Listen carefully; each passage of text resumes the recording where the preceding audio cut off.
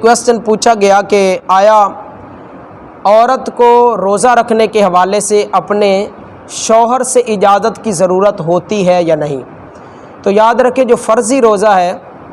اس کے حوالے سے تو مرد سے اجازت کی ضرورت نہیں ہے، لیکن ہاں اتنا ضرور ہے کہ نفلی روزہ جو ہے وہ عورت اپنے شوہر کی اجازت سے رکھے گی، بغیر اجازت کے اس کے لیے رکھنا جو ہے وہ جائز نہیں ہوگا، تو وہ اپنے شوہر سے جو ہے وہ اجازت لے، اور اگر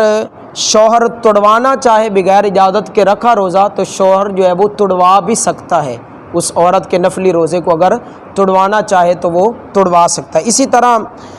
پھر یہ بھی ساتھ ہی مسئلہ ذہن نشین رہ گیا، اگر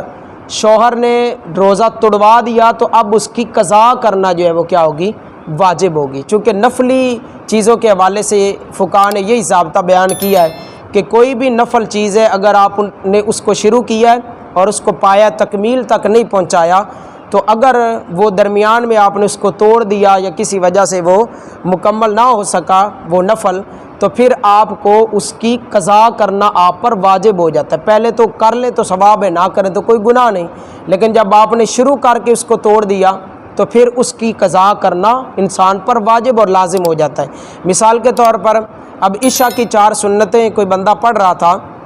اب یہ پڑھنا ثواب ہے، نہ پڑھیں گے تو کوئی گناہ نہیں ہے، یہ نفل کے زمرے میں آتا ہے، سنت غیر مؤکدہ ہے۔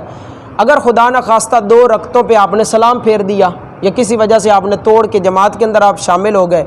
تو اب یہ جو 4 سنتیں ہیں پہلے تو آپ پر یہ لازم نہیں تھی، لیکن اب آپ پر کیا ہوگی؟ لازم ہوگی، کیونکہ آپ نے شروع کر کے ان کو توڑ دیا۔ تو اسی طرح شوہر کی اجازت کے بغیر نفلی روزہ عورت کو نہیں رکھنا چاہیے، اگر رکھ لیا تو مرد توڑوا بھی سکتا ہے، اور اگر مرد نے اس روزے کو توڑوا دیا تو اب اس کی قضا کرنا جو ہے وہ عورت پر